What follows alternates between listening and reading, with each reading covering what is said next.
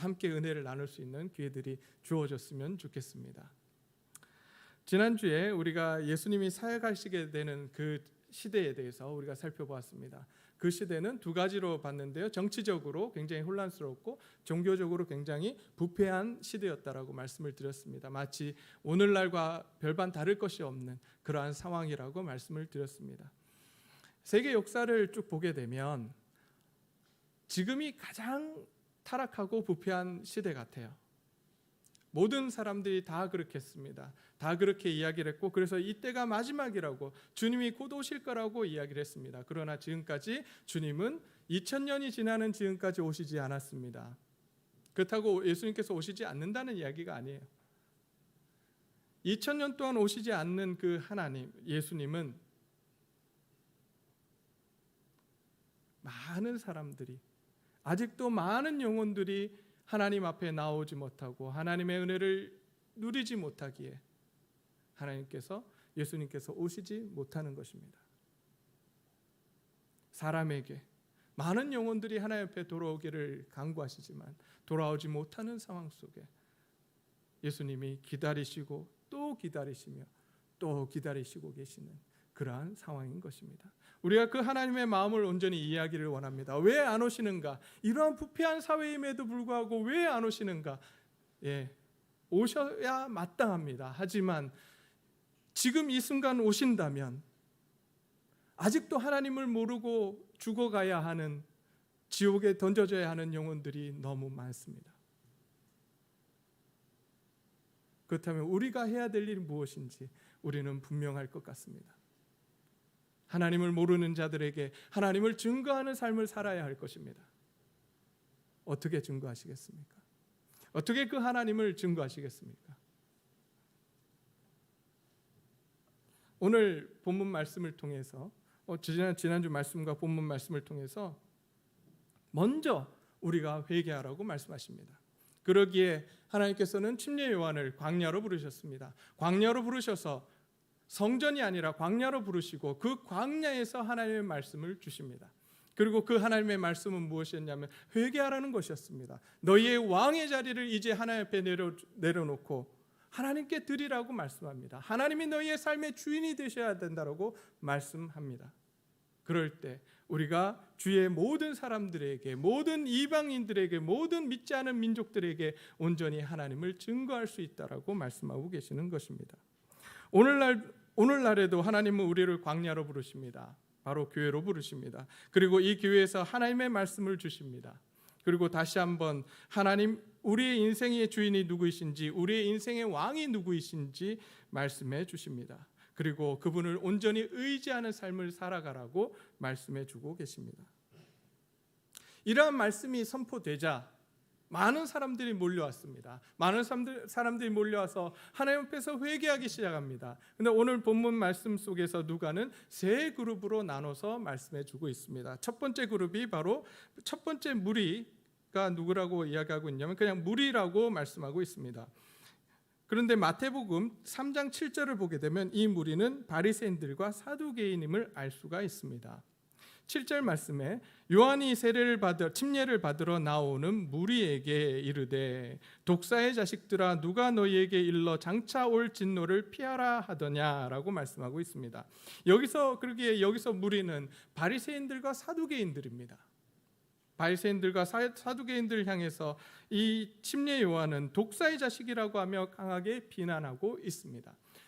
성경은 굉장히 유하게 표현하고 있습니다. 그냥 원어 그대로 독사의 자식이라고 표현하고 있습니다. 이것을 의역한다면, 오늘날의 표현으로 바꾼다면 굉장히 강한 욕에 해당합니다.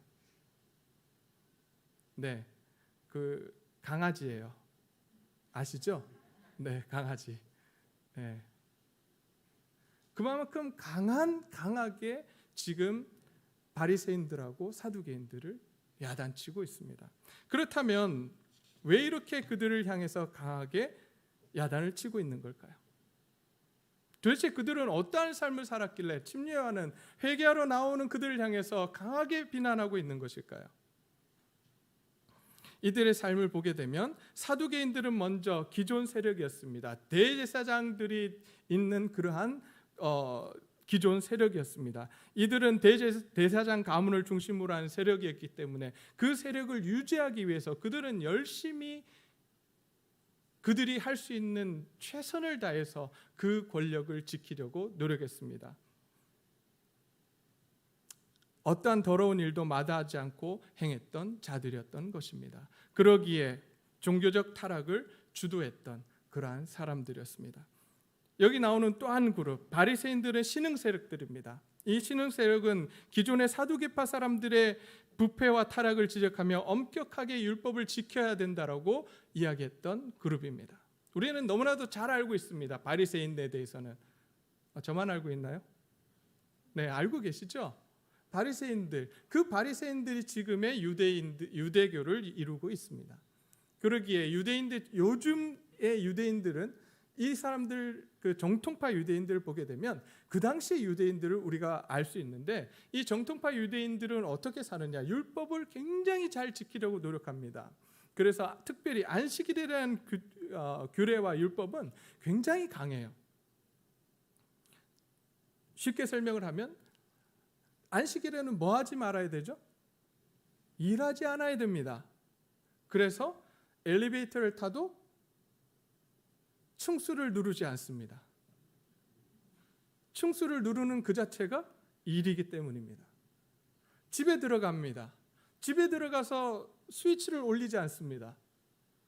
왜 그런 줄 아십니까? 그것이 일이기 때문입니다. 놀랍죠? 그런 사람들이에요. 그러면서 엘리베이터에 다른 사람이 타면 그 층수를 눌러달라고 합니다. 자기 집에 손님이 오면, 안식일에 손님이 오면 그 손님에게 불을 켜달라고 합니다. 그들이 바로 바리새인들이었습니다. 자기는 지키지 못하는 엄격한 법을 만들면서, 자기도 지키지 못하는 엄격한 법을 만들면서 모든 사람이 그 법을 지켜야 된다고 이야기했던, 바로 예수님께서 강하게 야단치셨던, 외식하는 자들아라고 하면서 강하게 야단치셨던 그룹이 바로 바리새파 사람들입니다. 그러기에 이렇게 부패하고 외식된 사람들에게 침례 요한은 강하게 비난하면서 회개의 열매를 맺으라고 합니다. 그러면 회개의 열매가 무엇인가?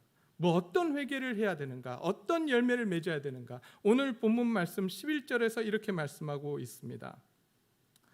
11절 말씀 함께 보시겠습니다. 대답하여 이르되 옷 두 벌 있는 자는 옷 없는 자에게 나눠 줄 것이요 먹을 것이 있는 자도 그렇게 할 것이니라.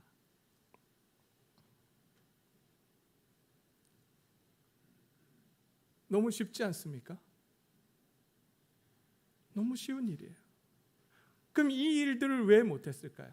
바리새파 사람들과 사두개파 사람들은 이 일을 왜 못했을까요? 이들은 화려하고 좋은 일만 찾아다녔습니다. 종교적으로 화려하고 좋은 일, 남에게 드러나는 일, 남에게 칭찬받는 일만 찾아다녔습니다.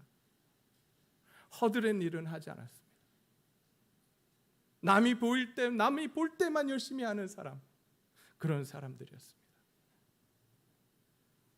그러기에 침례요한은 그들을 향해서 이렇게 이야기합니다. 크고 화려한 일들을 찾지 말고 너의 일상에서 작고 사소한 일에 하나님의 말씀에 순종하라고 이야기합니다. 우리는 어떤 사람들입니까? 바리새파 사람들과 사두개파 사람들 같이 종교적인 사람들입니까? 아니면 하나님의 백성이요 하나님의 자녀들입니까? 정말 우리가 하나님의 자녀와 하나님의 백성이라면 이제 우리는 하나님 앞에서 우리의 일상 가운데 사소하고 작은 것에 순종하는 하나님의 은혜가 있기를 소원합니다. 작은 것에 충성해야 합니다. 그래서 사소한 일부터 하나님이 우리 삶의 주인 되심을 인정하며 우리의 시간과 우리의 노력과 우리의 물질을 하나님 앞에 나누어 사는, 이웃들에게 나누어주는 그러한 삶을 살아야 될 줄로 믿습니다. 지금까지 저희 동네 제일교회는 잘 해온 줄 믿습니다. 콩 한 조각도 나눠 먹는 그러한 서로를 사랑하는 그러한 교회였다고 믿습니다. 아무도 아멘을 안 하시는 이런 맞습니까? 지금까지 그렇게 해왔습니다. 없더라도 그 없는 그 가운데 내가 가진 것들을 나누어주며 서로 사랑을 나누어주는 그러한 일들을 한 줄로 믿습니다. 그러기에 이제 다시 한번 거기에 만족하지 말고 더 한 발자국 더 나아가서 하나님 앞에서 우리가 가지고 있는 것들을 더 나눌 줄 아는 하나님의 귀한 자녀요, 하나님의 귀한 백성이 되기를 소원합니다. 이제 이 어려운 시대에 그것이 필요합니다. 아무도 나누지 않으려고 하는, 아무도 이웃들을 돌아보지 않는 이러한 상황 속에, 나만 챙기는 이러한 상황 속에 정말 빛이요 소금이 되는 역할을 해야 될 사람들이 누구냐? 바로 하나님의 자녀들인 줄 믿습니다. 이 자리에 앉아 있는 저와 여러분들인 줄 믿습니다. 이제 하나님 앞에서 크고 화려한 일 아니고 작은 일에, 옷 2벌이 있다면 옷 1벌을 없는 자에게 주라고 말씀하신 것처럼, 내가 음식이 2개가 있으면 그 하나를 나눠주라고 하는 것처럼, 작은 일에 우리가 하나님 앞에 순종하고 충성하는 하나님의 귀한 자녀들이 되기를 소원합니다. 그것이 하나님께 침례 요한이 바로 바리새인들과 서기관들에게 요구한 회개의 열매였습니다.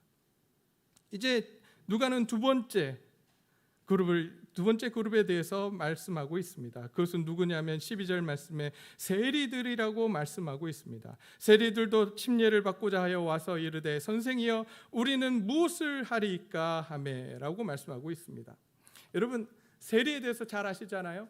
계속해서 말씀을 드렸잖아요. 세리는 어떤 사람들이라고요? 그 당시 세리들은 죄인들이었습니다. 사람들이 손가락질하던 사람들이었어요. 왜냐? 이 사람들은 부정한 세금 포탈로 인해서 악명이 높았습니다. 자기의 욕심을 채우기 위해서 백성들의 삶을 짓밟았던 사람들이었습니다. 측정된 세금보다 더 많이 걷어들이며 자기 자신의 유익을 위해서 자기 자신의 부를 챙겼던 사람들이 바로 세리들이었던 것입니다. 그러기에 유대인들은 다른 사람은 다 구원받아도 세리와 창녀는 구원받을 수 없다라고 믿었습니다. 그들을 향해서 너희는 죄인이라고 낙인을 찍었습니다. 그러나 오늘 본문 말씀을 보게 되면 침례 요한은 그렇지 않다라고 이야기합니다. 그 사람들조차도 하나님께서 회개해야 하는 은혜를 주신다고 말씀하십니다. 그 사람들도 회개하면 하나님 나라에 들어올 수 있다라고 말씀하고 있습니다. 하나님은 회개하는 자들에게 변화된 삶을 살 수 있는 힘을 주시기를 원합니다. 자신의 죄를 고백하는 사람에게 자비를 부어주시기를 원하시는 분이십니다. 이분이 바로 우리가 믿고 의지하는 하나님이십니다. 모두가 다 안 된다라고 하는 그 사람, 절대로 변하지 않는다라고 하는 그 사람을 변화시킬 수 있는 분, 그분이 바로 하나님이십니다. 이제 우리의 판단을 내려놓기를 원합니다. 그리고 하나님 앞에 나아가서 기도하기를 원합니다. 그 사람은 죽었다 깨나도 교회에 안 나와가 아니라 하나님, 저 사람조차도 바뀔 수 있습니다. 저 사람조차도 하나님 구원하실 줄 믿습니다. 그리고 하나님 앞에 나와서 하나님 앞에 무릎 꿇고 기도하는 저와 여러분들이 되시기를 소원합니다. 비판하기보다, 판단하기보다, 오늘 우리 집사님 기도하셨잖아요. 나를 비판하고 판단하기보다 그들을 위해서 기도하는 하나님의 귀한 교회가 되기를 소원합니다. 그러한 기도들이 우리 가운데 많아질 때 하나님께서 우리를 들어 이 지역사회에서 하나님의 놀라운 일들을 하는, 하나님의 사랑이 넘쳐나는 교회로 변화시켜 주실 줄 믿습니다.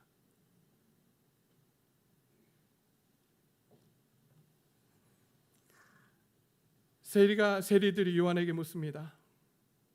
이제 우리가 어떻게 하면 좋겠습니까? 그러자 침례 요한은 세리의 일을 그만두라고 하지 않습니다. 오히려 세리의 일을 하되 정직하게 행하라고 말씀합니다. 11절에 내가 무엇을 하리이까? 13절에 이르되 부과된 것 외에는 거두지 말라 하고, 그렇습니다. 세리 일을 그만둬 직업이 잘못됐으니 직업을 바꾸라고 이야기하지 않습니다. 오히려 그 직업에서 정직하게 행하라고 이야기합니다. 직업을 바꾸지 말고 계속해서 하라고 합니다. 그 직업 속에서 정직하고 충성되이 하나님의 뜻을 행하는 그러한 사람이 되라고 합니다. 직업에 귀천이 있을 수 없습니다. 어떠한 직업도 하나님께서 주신 직업인 줄 믿습니다. 근데 어느덧 교회에 세상 가치관이 들어와서 좋은 직업이 가진 사람과 나쁜 직업 가진 사람으로 나누고 있습니다. 심지어 어떤 목사님들은, 죄송합니다, 저도 목사이지만 돈 많고 힘 있는 사람이 들어오면 큰 물고기가 들어왔답니다. 하나님의 은혜로 큰 물고기가 들어와서 너무나도 기쁘다고 고백하는 그러한 목사님을 본 적이 있습니다. 그러면 돈 없고 힘 없는 자가 들어오면 피렘입니까? 아니지 않습니다. 하나님께서 모두를 사랑하십니다.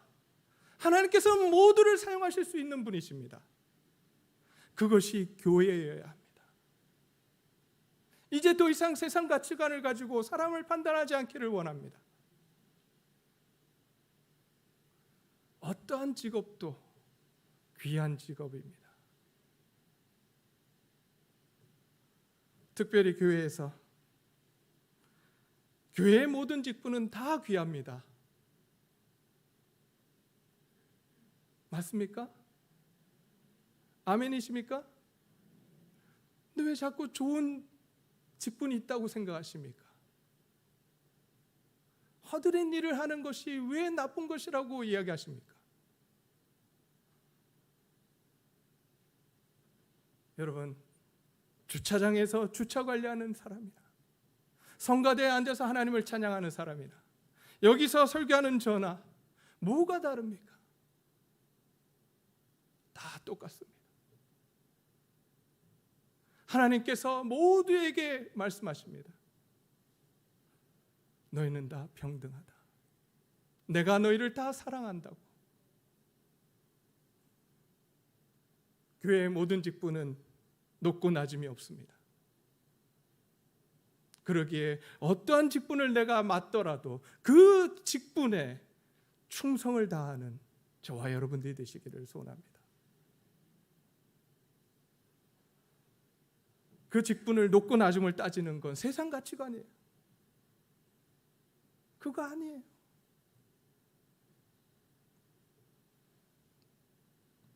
우리가 이런 일들을 경험하게 됩니다. 가끔 하나님의 일을 하기 위해서 직장을 그만두고 신학교에 들어가서 목사가 되거나 선교사가 되겠다라고 하는 사람들을 보게 됩니다.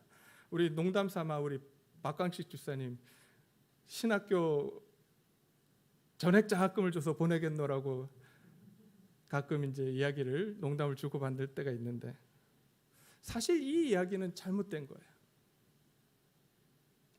하나님의 일을 하는 사람이 목사와 선교사뿐입니까? 아니에요. 모든 직업을 가진 분들이 삶의 현장 가운데서 하나님의 뜻을 이루는 사람들은, 하나님의 뜻에 순종해서 사는 모든 사람들은 하나님의 일을 감당하고 있는 줄 믿으시기 바랍니다. 그게 하나님의 뜻이에요. 그래서 우리 박광식 집사님, 우리 박광식 안수 집사님은 사장으로서 최선을 다하시기 바랍니다. 네. 내가 있는 그 자리에서 선생으로서, 교사로서, 직원으로서, 사장으로서 하나님의 뜻을 이루는 그 자리, 그 하나님의 뜻에 순종해서 살아가는 그 자리, 그 자리가 바로 하나님의 뜻을 이루는 자리며 하나님께서 부르신 자리이신 줄 믿으시길 바랍니다. 우리가 가정주부, 애 키우는 것을 너무나도 쉽게 생각합니다. 제가 애를 키워보니까 너무 어려워요. 너무 힘들어요. 왜 힘든지 아세요? 다 키워보셨지만 다른 게 힘들지 않아요. 보고 배워요. 내 모습을 보고 배워요. 근데 놀라운 건 뭔지 아세요? 좋은 거 안 배워요. 나쁜 것부터 배워요. 애 하나 잘 키우는 게 엄청난 일입니다. 우리 집에서 애를 키우고 있는, 자녀를 키우고 있는 우리 젊은 우리 주부들, 우리 젊은 우리 그 여집사님들, 우리 자매님들, 여러분 많이 칭찬해주고 격려해주세요. 이 세상에 자녀 하나 잘 키우는 거 굉장한 일입니다. 하나님의 일이에요. 하나님의 일을 감당하고 있는데 너는 왜 지금 그러고만 있냐고 세상에서 이야기합니다. 너의 커리어는, 너의 직책은, 너의 직업은, 너의 그 놀라운 능력들은 다 썩혀버리고 왜 그걸 하고 있냐고 이야기합니다. 아니에요. 자녀 하나 잘 키우는 것보다 놀라운 일이 없습니다. 하나님께서 기뻐하시는 일이 없습니다. 그 일을 온전히 감당할 수 있도록 우리 집사님들께서, 우리 나이 어르신들께서 기도해 주십시오. 그리고 격려해 주십시오. 잘하고 있다고. 내가 도와줄 건 없냐고.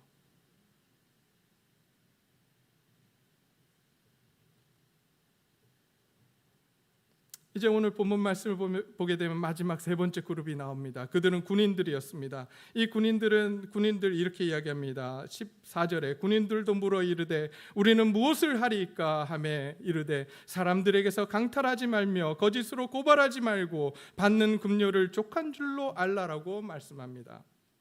여기서 군인들은 로마 군인들이 아닙니다. 그 당시 치안을 담당했던 유대인들이었습니다.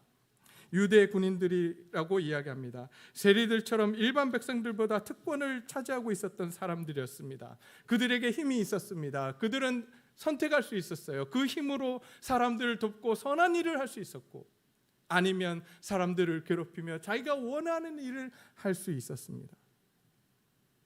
그런데 그들은 선한 행위를 하기보다는 자신의 위치를 이용해서 사람들의 돈을 강탈하거나 무고한 사람들을 정죄하는 일을 했습니다. 그러기에 침례 요한은 군인들에게 이렇게 이야기합니다. 자기 위치에서 사람들에게 강탈하지 말고 거짓으로 고발하지 말라고 요구합니다. 그 권력과 힘으로 선한 일을 하라고 말씀합니다. 우리는 어떻습니까? 우리에게 주어진 힘과 능력으로 우리는 선한 일을 하고 있습니까? 아니면 우리의 욕망을 따라서 다른 사람을 괴롭히는 일을 하고 있습니까?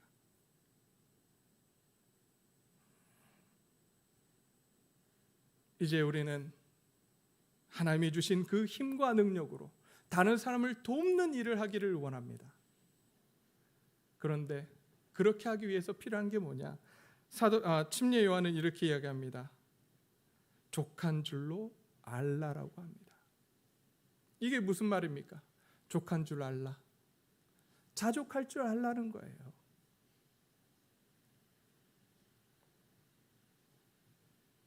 요즘 많은 사람들이 상대적 빈곤, 상대적 박탈감을 이야기합니다. 이것은 실제적 가난하고는 다릅니다.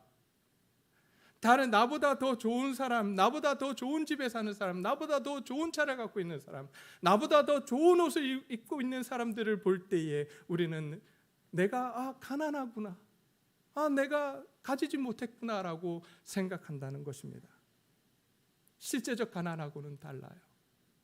이러한 상대적 박탈감, 상대적 가난, 빈곤으로 인해서 사람들은 더 많이 가지려고 합니다. 그래서 더 많이 갖기 위해서 다른 사람들을 속이고 다른 사람들의 이익들을 빼앗습니다. 불법을 저지릅니다. 그러나 하나님께서는 이렇게 말씀하십니다. 하나님의 자녀는 그렇게 살지 말라고 합니다. 오직 하나님의 자녀는 하나님만 바라보고 살라고 하십니다. 다른 것 비교하지 말라고 하십니다. 오직 하나님만 바라보라고, 그리고 하나님이 주시는 평안과 안식을 누리며 살아가라고 말씀하십니다. 하나님의 자녀들은 빌립보서 사도 바울이 고백하는 것처럼 빌립보서 4장 11절에서 13절에 나오는 이 고백을 할 수 있는 사람들이 되기를 소원합니다. 아시나요? 무슨 고백인지 아시죠? 한번 찾아보겠습니다. 빌립보서 4장 11절부터 13절.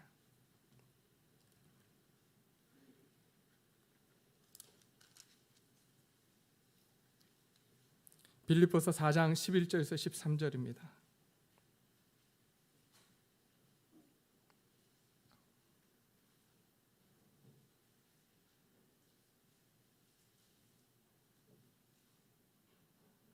제가 읽겠습니다. 내가 궁핍함으로 말하는 것이 아니니라. 어떠한 형편에든지 나는 자족하기를 배웠노니 나는 비천에 처할 줄도 알고 풍부에 처할 줄도 알아. 모든 일에 배부름과 배고픔과 풍부와 궁핍에도 처할 줄 아는 일체의 비결을 배웠노라. 내게 능력 주시는 자 안에서 내가 모든 것을 할 수 있느니라. 이러한 은혜가 우리에게 주어지기를 소원합니다. 다른 사람 바라보는 것이 아니라 오직 하나님을 바라보며 하나님께서 주시는 그 능력으로 우리가 자족할 줄 아는 그러한 사람들이 되기를 소원합니다. 내 욕망과 욕심을 따라 살아가는 것이 아니라 하나님이 주신 그 은혜를 따라서 살아가는 귀한 하나님의 백성이 되기를 소원합니다. 이렇게 일상에 충실하고 주신 직업에 성실하며 자족하는 삶을 살기 위해 하나님을 우리의 삶의 주인으로, 우리의 삶의 왕으로 모셔야 합니다. 그러면 어떻게 할 때 우리는 주인으로 모시고 살아갈 수 있으며 어떻게 왕으로 모시고 살아갈 수 있는지 오늘 침례 요한의 고백을 통해서 살펴보기를 원합니다. 마지막으로 15절에서 17절 말씀을 보게 되면 백성들이 바라고 기다림으로 모든 사람들이 요한을 혹 그리스도신가 심중에 생각하니 요한이 모든 사람에게 대답하여 이르되 나는 물로 너희에게 침례를 베풀거니와 나보다 능력이 많으신 이가 오시나니 나는 그의 신발끈 풀기도 감당하지 못하겠노라. 그는 성령과 불로 너희에게 침례를 베풀 것이요 손에 키를 들고 자기 타작마당을 정하게 하사 알곡은 모아 곡간에 들이고 쭉정이는 꺼지지 않는 불에 태우시리라. 그렇습니다. 사람들이 막 모여들기 시작합니다. 그리고 침례 요한의 선포된 말씀을 듣고 그 앞에서 회개하며 자기 자신들을 변화시키고 있습니다. 그때 많은 사람들이 생각합니다. 저 사람이야말로 메시아야, 그리스도야. 그렇게 이야기하기 시작합니다. 그리고 많은 사람들이 찾아와서 요한의 제자가 되겠다라고 이야기합니다. 그때 요한이 이야기합니다. 나는 그리스도가 아니다. 나는 그의 신발끈도 들지 못하는 사람이다. 철저하게 자기 자신이 누구인지 알았습니다. 자기가 어떤 사람인지 알았습니다. 우리가 하나님 앞에서 하나님이 우리의 왕이 되시는 삶, 우리의 주인이 되시는 삶을 살기 위해서 필요한 것이 무엇이냐, 우리 자신이 누구인가 하는 것을 깊이 깨닫는 것이 필요합니다. 저와 여러분은 어떠한 사람들입니까? 구원받을 만한 자격이 있는 사람들이었습니까? 그렇지 않아요. 수요 예배 때도, 수요 기도회 때도 말씀을 드렸지만 저 강가에 있는 돌과 같은, 버려진 돌과 같은 인생이었습니다. 광야에 그냥 나 있는 아카시아와 같은 그러한 나무의 인생이었습니다. 아무도 쳐다보지 않았던 그러한 인생들. 그러나 하나님께서 우리를 부르셨습니다. 그리고 하나님의 자녀 삼아 주셨습니다. 하나님의 백성 삼아 주셨습니다. 그러기에 우리가 그러한 자임을 이제 깨닫고 살아간다면 우리는 우리의 삶의 주인을 하나님으로 모실 수밖에 없습니다. 우리의 삶의 왕을 하나님으로 모실 수밖에 없는 것입니다.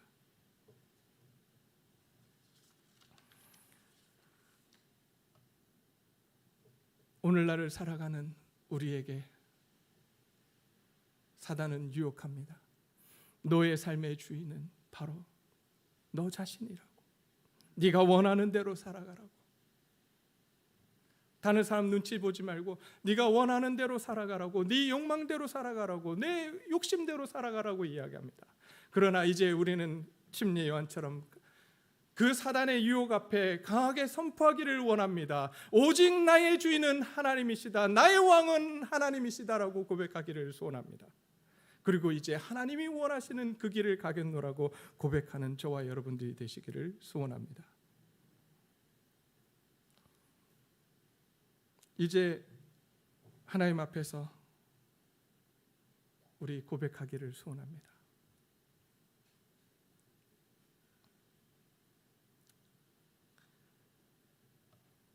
세상이 흔들리고 사람들은 변해도 나는 주님만 섬기겠노라고 고백하기를 소원합니다. 믿음 흔들리고 사람들 줄을 떠나도 나는 오직 주님만을 섬기겠노라고, 오직 믿음을 가지고 살아가겠노라고 우리 고백하기를 소원합니다. 그 믿음의 삶이란 다른 것이 아닙니다. 작은 것에 충성하는, 내게 맡겨진 직업에 성실히 행하는, 그리고 내 삶 가운데 자족하는 삶을 살아갈 줄 아는 그러한 삶입니다. 이제 하나님 앞에서 우리 함께 고백하시기를 소원합니다. 같이 찬양하시겠습니다.